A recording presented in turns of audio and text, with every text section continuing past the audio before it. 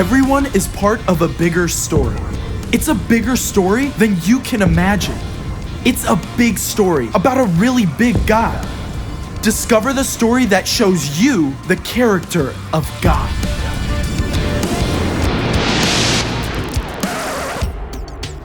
Hey, I'm Caleb, and this right here is my Bible.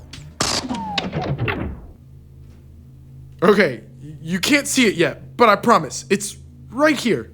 Okay, try again. There we go. The Bible is God's one big story.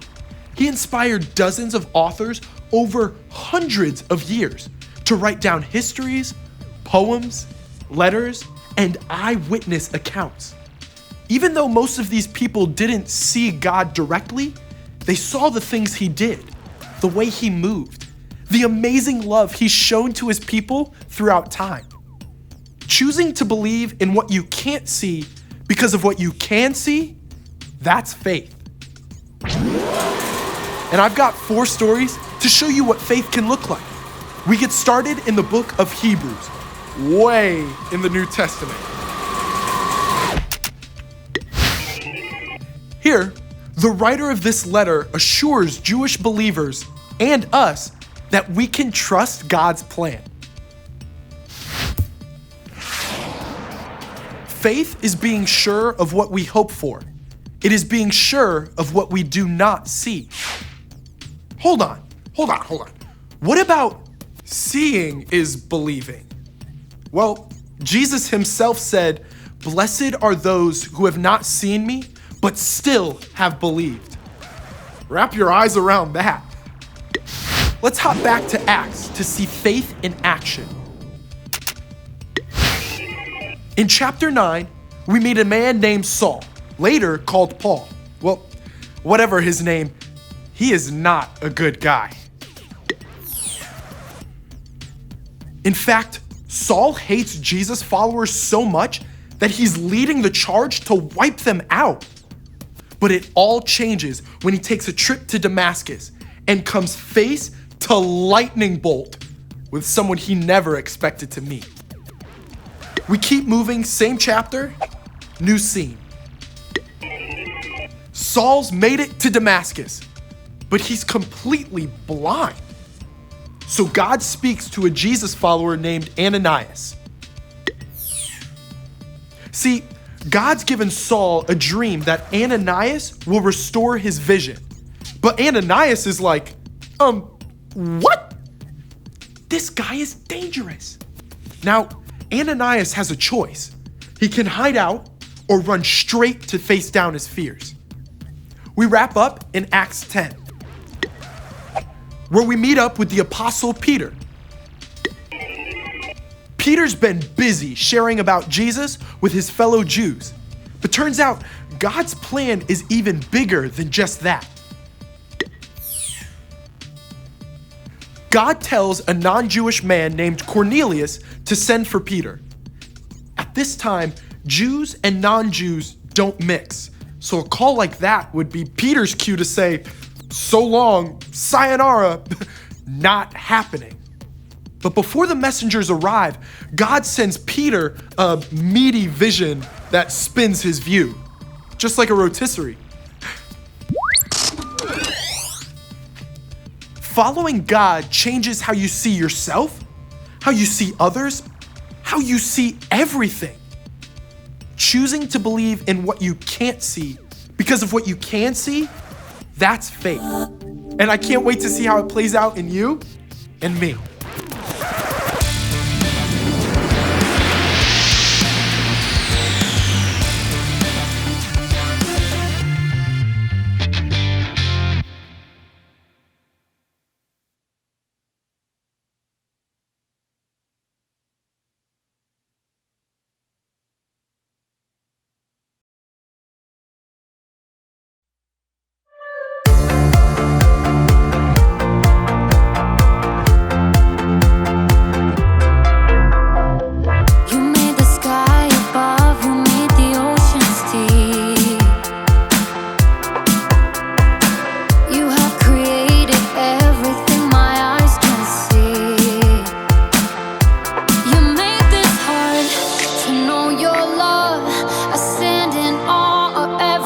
you've done.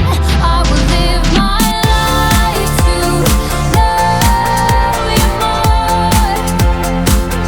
I will live my life for you, Lord. I wanna hear you speak, follow your lead. You give me everything I need. I will live my life to know you more, to know you more. I wanna walk in all the plans you have for me, and give you praise with every single breath I breathe. You made this hard to know your love. I stand in awe of everything you've done. I will live my life to know you more. I will live my life for you, Lord. I wanna hear you speak, follow your lead. You give me everything I need. I will live my life to know you more. Heavenly Father, above every other, I wanna know you more. Heavenly Father, above every other, I wanna know you more. You made this hard to know your love. I stand in awe of everything you've done. I will live my life to know you more. I will live my life for you, Lord. I wanna hear you speak, follow your lead. You give me everything I need. I will live my life to know you more, to know you more.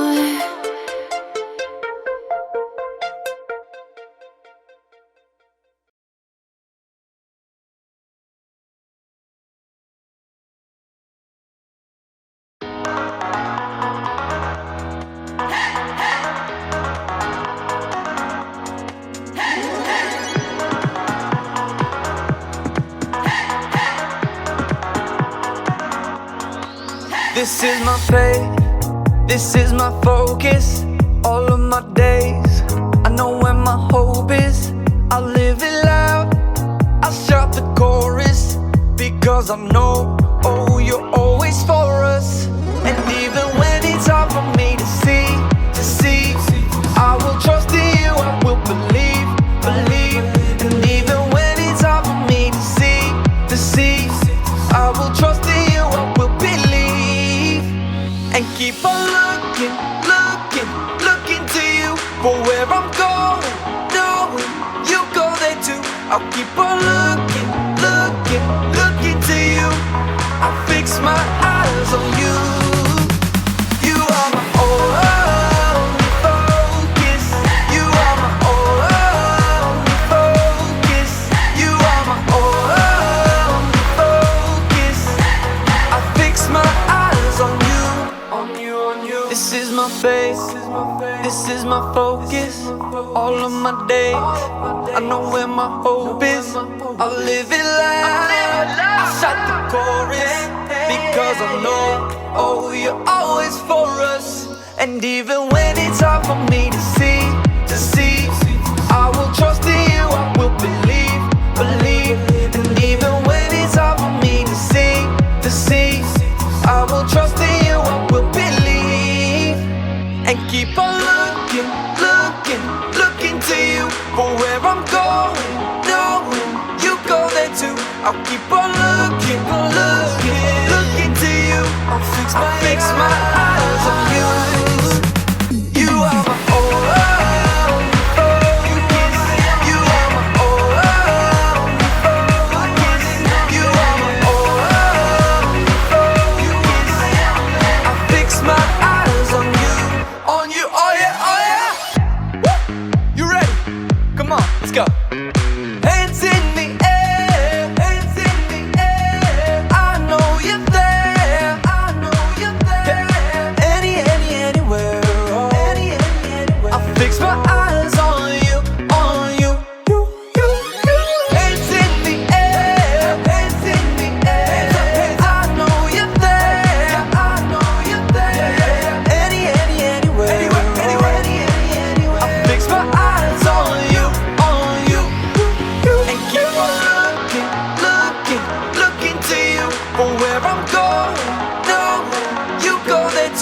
I'll keep on looking, looking, looking to you.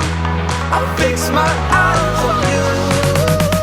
You are my oh, you are my only focus. You are my focus. I fix my eyes on you, on you, on you.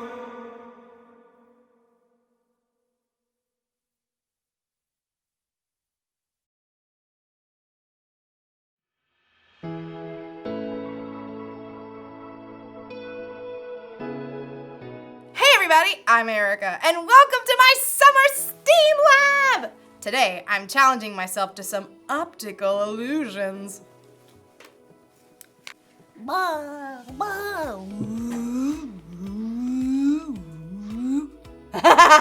Dizzy yet? And you know what these tricky little eye puzzles require? A whole lot of faith! Faith is trusting in what you can't see because of what you can see. So, let's give it a go! Whoa! That is wild! Wanna see? Does it look like the circles are moving? But they aren't! It's a still photo!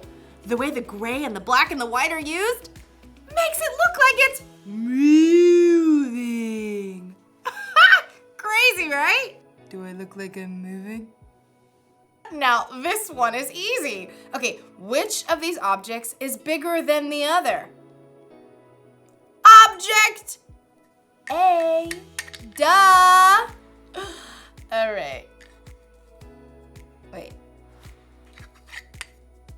Object A. Right? Wait a second. They're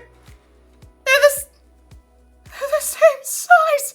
I'm so shocked right now. Okay, sometimes what we think we see is not what's real. And when we discover the truth, it can be shocking. Today's story is all about a guy named Saul who thought he knew it was true, but he was in for a big shock. Let's check it out.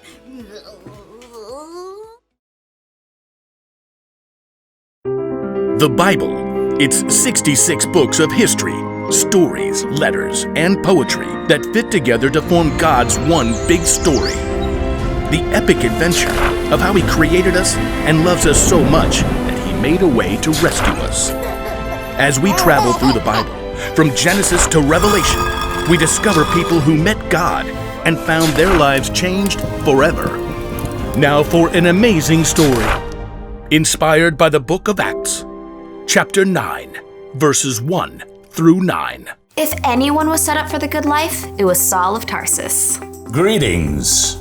Though Saul's family was Jewish, he was also born a Roman citizen. Throughout his life, he was known by two different names. You may call me Saul or Paul.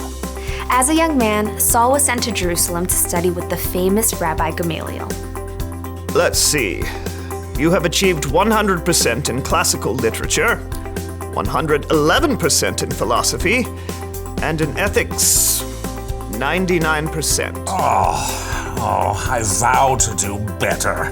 Saul became a Pharisee like his father before him. He carefully studied God's law and prayed 3 times a day. Dear God, help me follow your laws 100% perfectly. Like the other religious leaders in Jerusalem, though, Saul was caught off guard by the events that surrounded the life and death of Jesus. Good riddance. Now that fool can't try to overturn God's laws anymore. Haven't you heard? Jesus' follower says he's returned to life. They've seen Jesus? They've seen Jesus.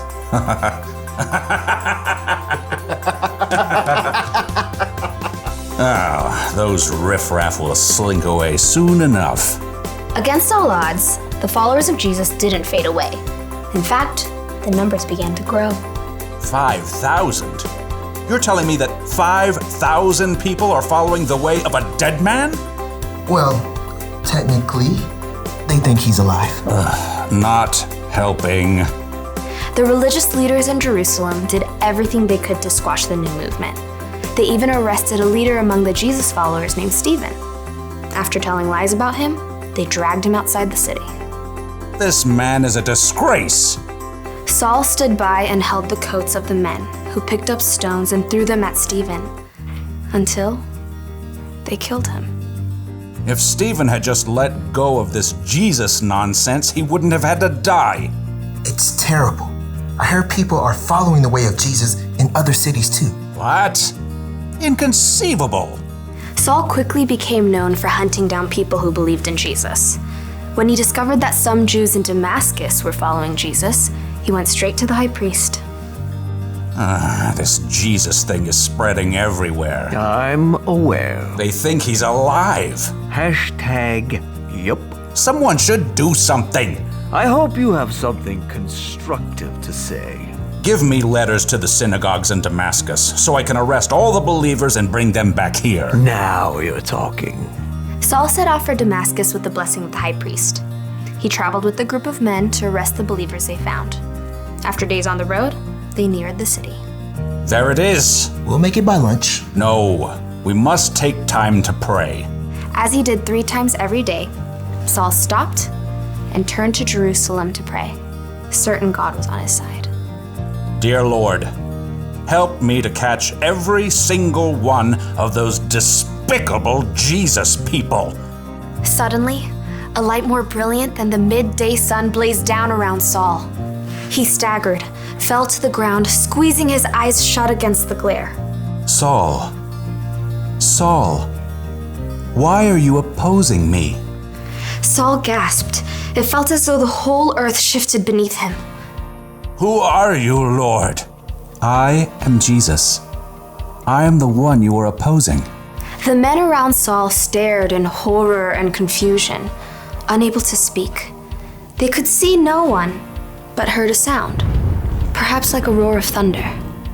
Now get up and go into the city. There you will be told what you must do. Saul reeled. He struggled to his feet and finally opened his eyes. He saw nothing, only darkness. What's happened? You tell us. We saw the light, and you fell, and this sound, and then you said... I can't see. What? I can't see. I've been blinded. That's not good. Here, take my hand. Saul grasped the man's hand and shuffled a few steps forward. Who were you talking to? I think it was Jesus. You heard Jesus? I heard Jesus. Saul's companions led him into Damascus, where he stayed at the home of a man named Judas on Straight Street. Want something to eat? I'm not hungry. Or water? Not thirsty. For 3 days, Saul wrestled with himself and God. He'd come face to face with the very man he knew was dead, but discovered that Jesus was very much alive. Now blind, Saul was forced to see everything in a brand new light.